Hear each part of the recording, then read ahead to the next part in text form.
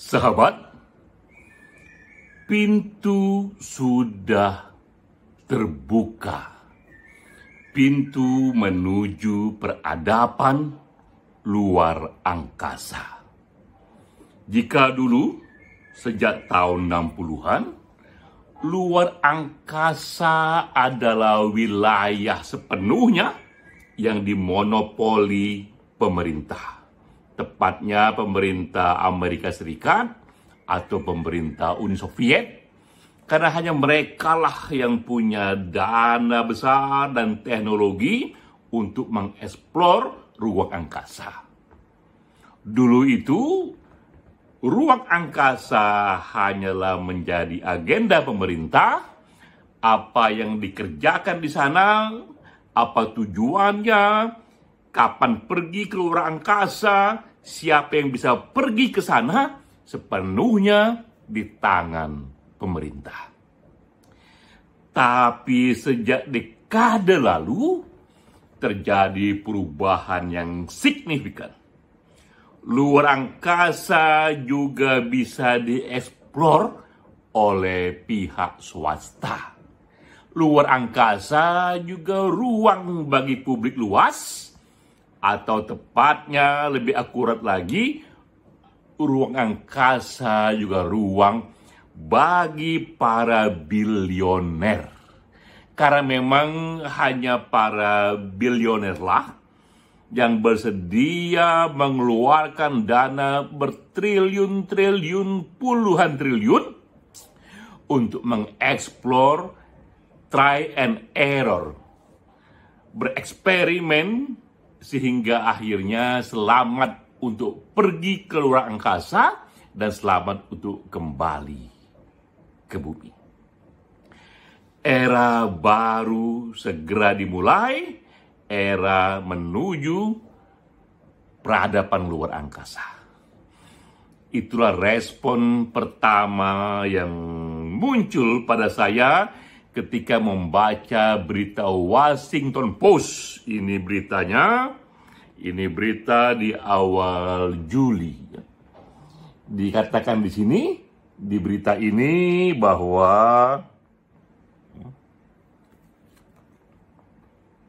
ini beritanya bahwa Richard Branson sudah berhasil selamat ke bumi setelah ia mengunjungi wilayah luar angkasa. Ini berita yang signifikan karena akan membuka era baru. Richard Branson itu seorang entrepreneur raksasa. Ia seorang petualang yang punya dana yang cukup banyak.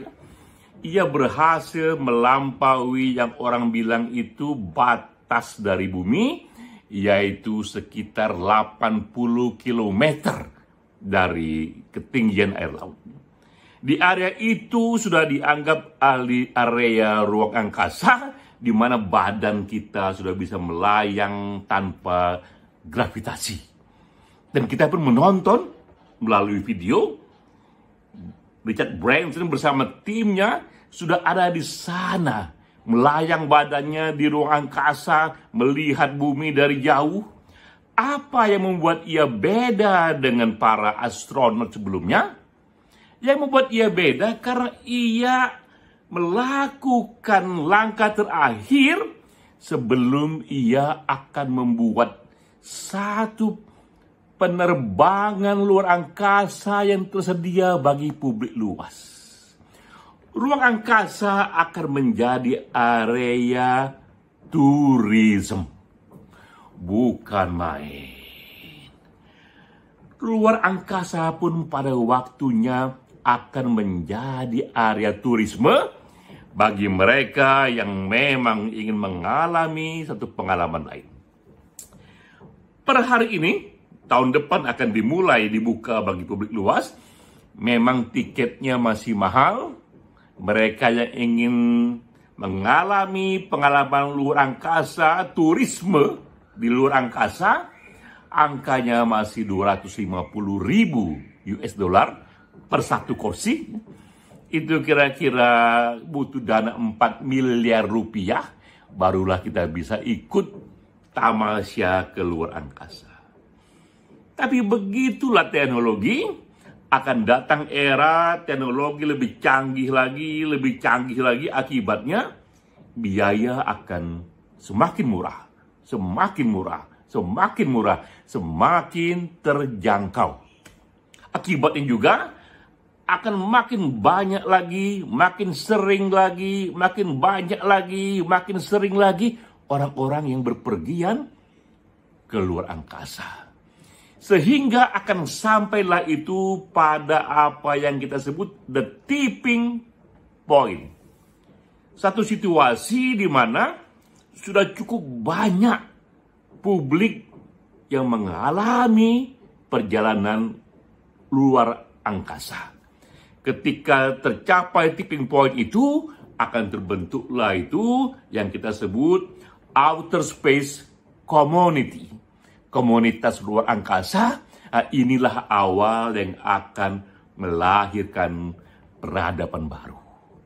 Peradaban luar angkasa.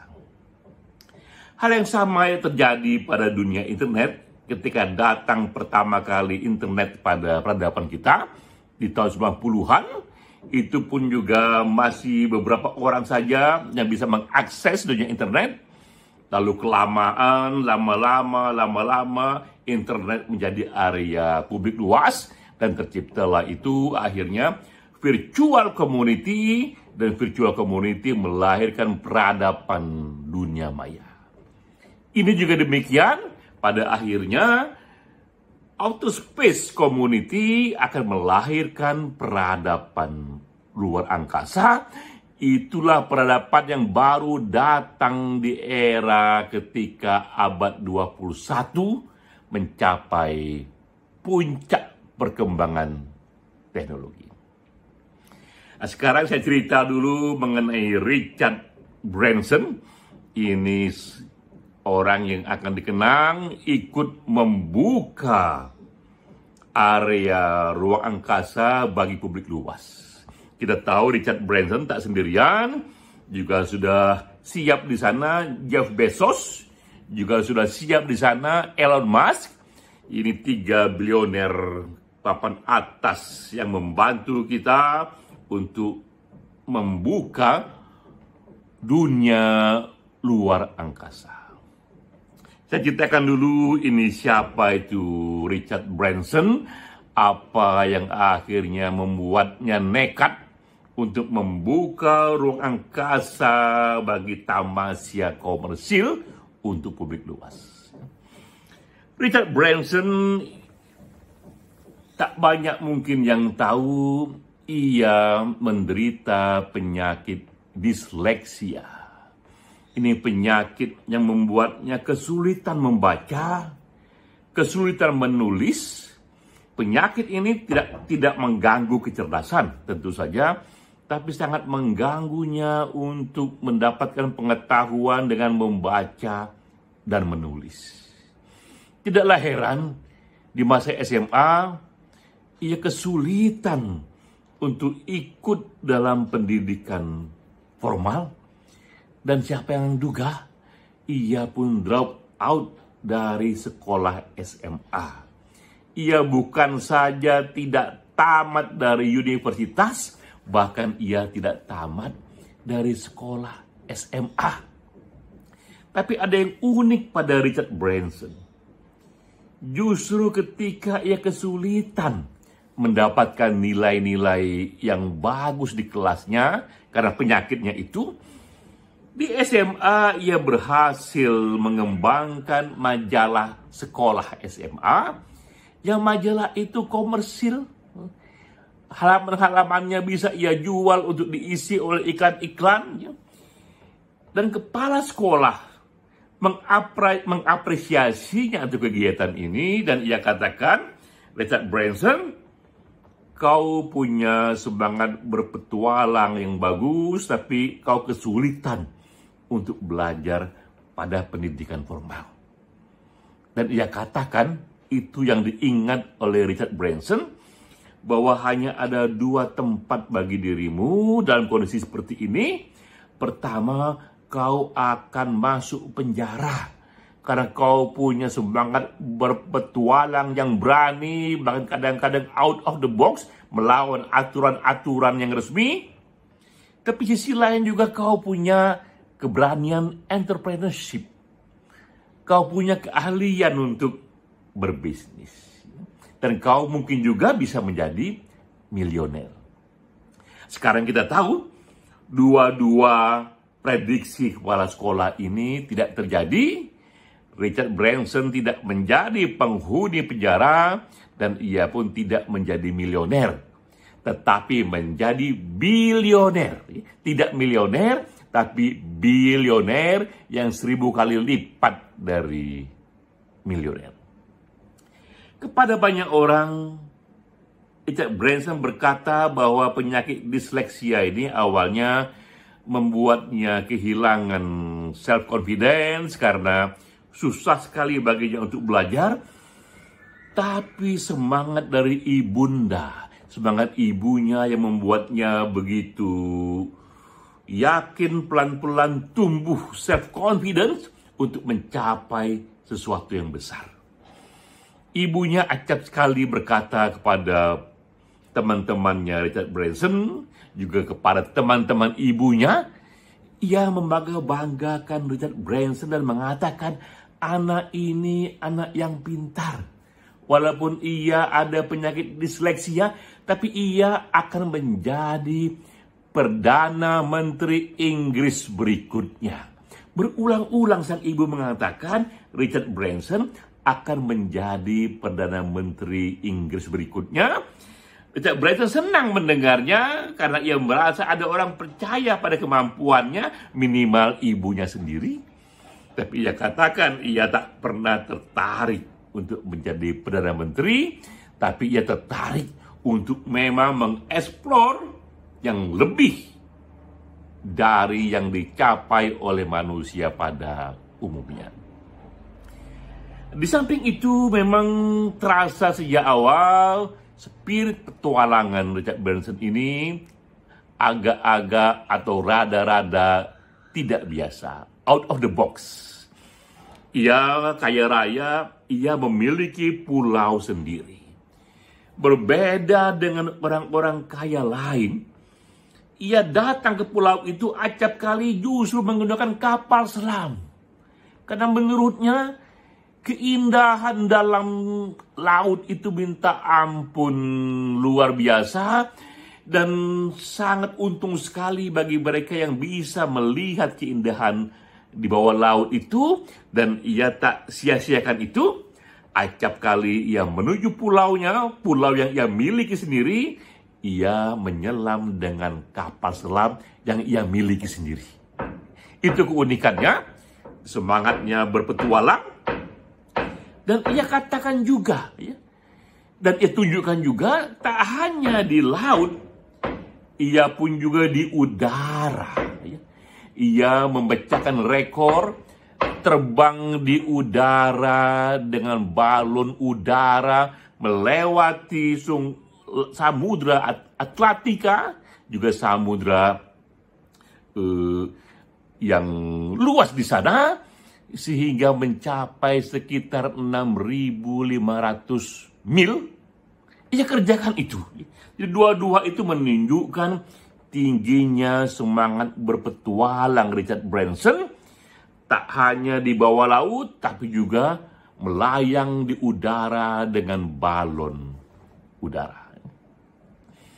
Semangat inilah yang kemudian membantunya ingin mengeksplor dunia luar angkasa. Pada bulan ini, bulan Juli, ia berhasil menjadi bilioner pertama yang menikmati batas dari bumi, 80 km di atas bumi, dan ia melayang bersama krunya itu, dan ia katakan selesai sudah ini eksperimen pertamanya, tahun depan ia membuka tempat bagi masyarakat luas untuk juga mengalami sendiri, melihat sendiri suasana tak biasa berada di luar orbit bumi. Bukan main. Ini bukan main, dan kita selalu merasa berhutang budi kepada mereka yang dengan berani mengambil berisiko membuka wilayah-wilayah baru. Di mana sisi penting perjalanan Richard Branson ini? Jelaslah bagi kita bahwa membuka turisme luar angkasa itu hanyalah renda-renda saja. Karena nanti akan ada pencapaian lebih jauh dari itu. Kita teringat 3 level peradaban yang dibuat oleh Kardashev. Ya. Kita bisa modifikasi itu. Ia mengatakan, dan kita setujui, bahwa akan datang 3 jenis atau 3 level peradaban yang tergantung dari sumber-sumber energi yang digunakan. Pertama adalah peradaban bumi. Ini peradaban di mana semua kegiatannya, semua teknologinya menyerap dari teknologi yang disediakan oleh bumi. Kita sekarang ini berada di level 1 peradaban bumi. Kedua, peradaban matahari. Kita akan keluar dari orbit bumi, sebagian dari kita, dan mulai melihat planet-planet lain, tapi masih dalam lingkup matahari. Ada Mars di sana, ada Jupiter, ada Neptunus, yang pelan-pelan akan kita explore. Itu area, itu waktu di mana pun kita mulai mencari sumber-sumber energi di luar bumi. Yang ada pada matahari, yang ada pada planet-planet lain, belum sepenuhnya terbuka. Ketiga, lebih jauh dari itu, kita pun akan masuk ke peradaban level galaksi. Level antariksa, level yang sudah di luar matahari. Dan kita akan melihat bintang gemintang, teknologi yang akan kita gunakan pun akan semakin bersadar pada energi yang kita dapatkan dari galaksi. Ini sang astronomer dari Rusia minta ampun visionernya ketika kita masih bicara mengenai gelombang-gelombang peradaban di bumi. Ia sudah bicara tentang peradaban yang akan terjadi di alam semesta. Bahwa sehebat-hebatnya kita yang kita capai sekarang ini, itu masih ada dalam lingkaran level 1 peradaban bumi. Karena semuanya masih berkisar, masih bertumpu pada energi yang dihasilkan dari bumi. Perjalanan luar angkasa ini, turisme luar angkasa ini, itu menjadi pintu pembuka yang membuat kita mulai mengeksplor wilayah di luar bumi. Wilayah matahari, di mana disitulah planet-planet itu berputar. Tak hanya ada bumi, tapi juga hadir energi dari planet-planet yang lain. Tapi tentu saja, setiap peradaban, setiap kultur, itu barulah akan secara signifikan dieksplor jika intensitas kita di wilayah itu sudah cukup sering. Jika jumlah orang yang mengalami wilayah itu sudah cukup banyak, barulah ia signifikan. Tapi jika jumlahnya masih di bawah 100, masih di bawah 1000, masih di bawah 10.000, belumlah ia terlalu signifikan untuk menjadi renungan kolektif umat manusia. Yang kita senang adalah pintu menuju peradaban luar angkasa sudah terbuka. Sahabat, di era COVID ini begitu banyak kita mendengar berita-berita sedih, tapi juga untunglah life goes on. Kita mendengar juga berita-berita yang memberikan kita harapan. Salah satunya adalah berita berhasilnya manusia swasta bukan lagi pemerintah, tapi swasta, mencapai area di luar bumi, dan area ini akan terbuka bagi publik luas.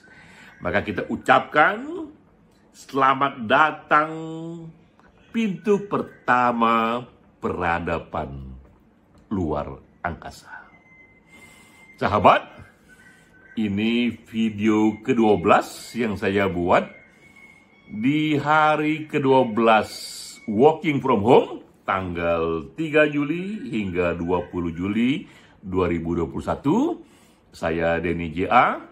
Video ini sengaja direkam hanya melalui handphone saja, sekedar untuk berbagi pengalaman bahwa dengan badan kita yang terkurung, hanya dengan satu handphone saja, kita pun masih bisa membuat konten-konten kreatif yang inspiratif untuk kita bagikan kepada publik luas. Salam.